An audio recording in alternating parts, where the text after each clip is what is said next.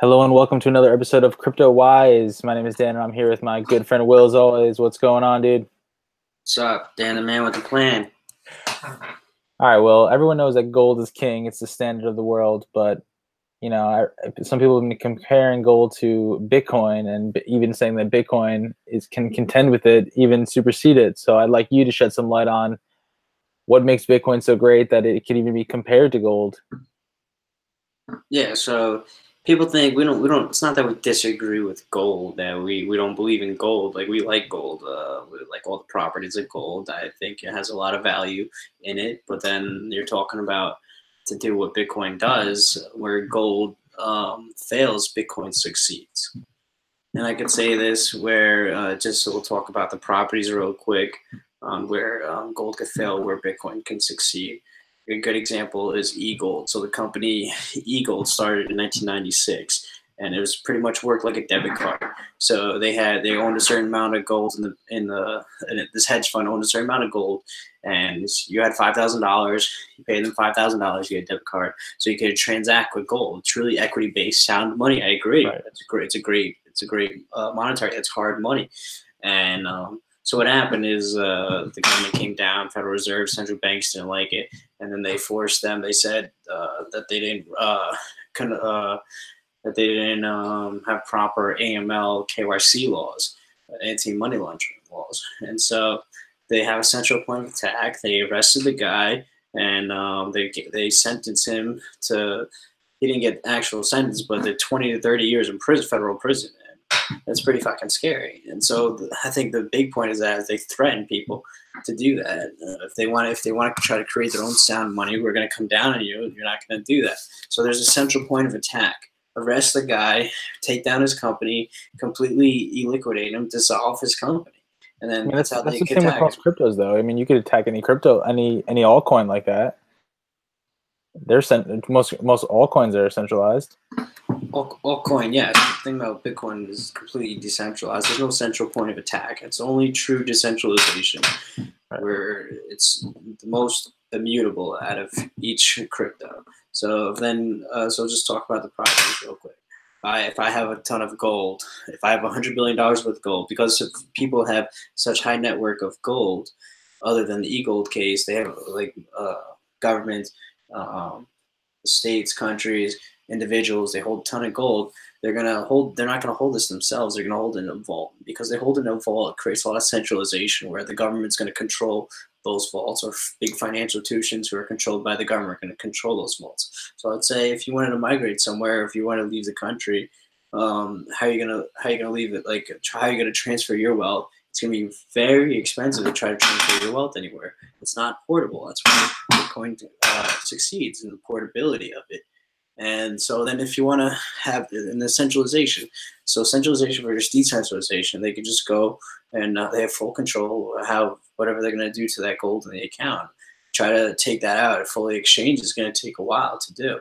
And so you have all this authority running, and they're going to have say. So you get cracked down with any type of laws. You're running a business, SEC comes down on you, and you have gold under that business. So they're going to freeze your accounts. When they freeze your accounts, you don't have any access to any of your accounts. And then if you did have Bitcoin, it's non-confiscatable. Where how are you going to freeze that? It's not like if you hold it yourself, you hold the private keys, they can't freeze that.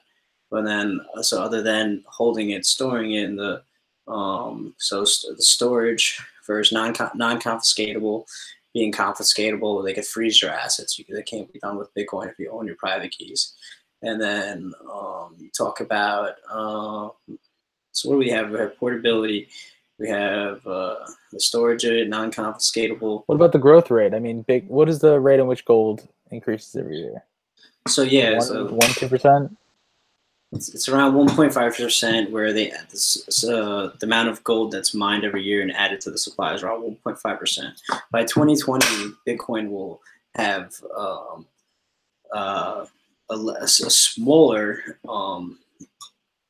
supply increase, a supply rate that increases the circulation of Bitcoin than actual gold, because it halves every 4 years, and that keeps getting smaller and smaller until 2140 when all the Bitcoin is out. So if something is like gold is scarce, so there's a very low supply increase to it each year. 1.5%. That's it. That's very small. Bitcoin is even smaller. Bitcoin is even more scarce. It is even more limited. We know what the supply is going to be tomorrow, in 100 years, in a couple of weeks, in 5 days. We know what the supply will be. Yeah, gold. They say it's 1.5%, but say they like find a huge mine of it. You know, they could always discover more gold, and they could, you know, just like we'll tell the story about the limestone. Remember the limestone? What country was that?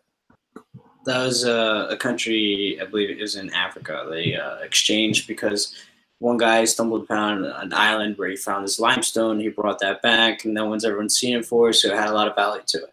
And then they started exchanging this limestone. It brought a lot of value, and so it was very hard to get. So if you actually had the limestone, if you had this big limestone, if you could get that, then you had a lot of value. They started valuing their wealth in the amount of limestone they had. And they use it as money. Then it was either American or European that came by with actual machinery, and he said, "Wow, they're transacting in this limestone.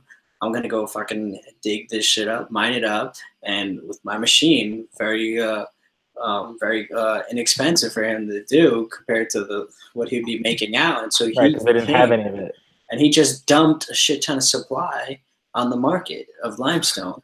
And then so when he did that, he inflated it, so it became devalued.